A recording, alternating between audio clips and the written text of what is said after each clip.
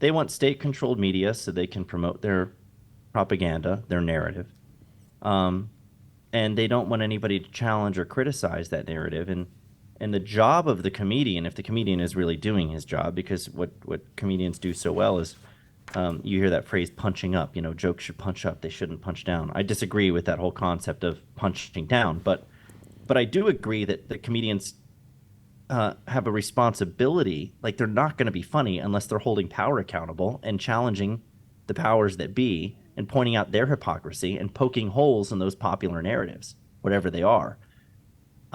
So yeah, I think comedy done right is constantly looking to poke holes in the narrative, and that's why it's such a threat to the tyrants who don't want that narrative challenged. So it's one of the first things that they try to shut down. A very interesting example of the sort of challenges that you faced, I understand. Last year, the Babylon Bee was suspended from Twitter because of a headline deemed to be hate speech. What happened there, and why didn't you take it down? I think you decided not to take it down. Can you tell us a bit about Yeah, that? yeah. So what had happened? So we've got the gender debate that's happening right now. The gender ideology that's so popular and pervasive. And you've got situations where USA Today had named Rachel Levine, who's a, a health admiral in the Biden administration. Um, Rachel Levine was named Woman of the Year by USA Today. And Rachel Levine is a male person, a biologically male person. So, but identifies as a woman. So this was a male person who is being given an award for women. And, that itself, from my perspective, is a joke. I think that's any prior generation would have thought that was absurd and insane, but this generation thinks it's perfectly normal and fine and legitimate. I think women everywhere should be deeply offended by that. We can't be giving women's awards to male persons.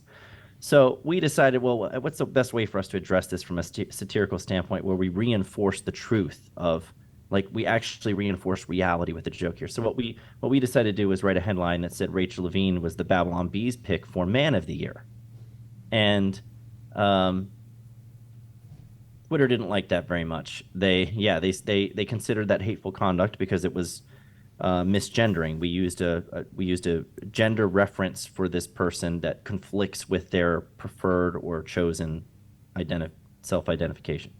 So misgendering is hateful conduct. Hateful conduct is a violation. They wanted us to delete the tweet, and if we deleted the tweet, we could have our account back. They didn't like permanently suspend us right off the bat. And we said, no, we're not deleting the tweet because we think that this joke, we should be allowed to make a joke like this. You're trying to, with your policies, you're trying to make it so that you can only say that two and two make five, and you're not allowed to say that two and two make four. Well, we insist that two and two make four, and it's a joke, by the way.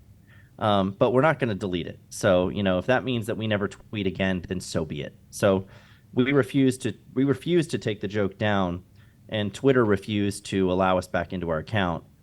They made a final decision on that, and so we sat in Twitter jail for 8 months until Elon Musk bought the company and set us free. Well, that is an extraordinary story, I have to say.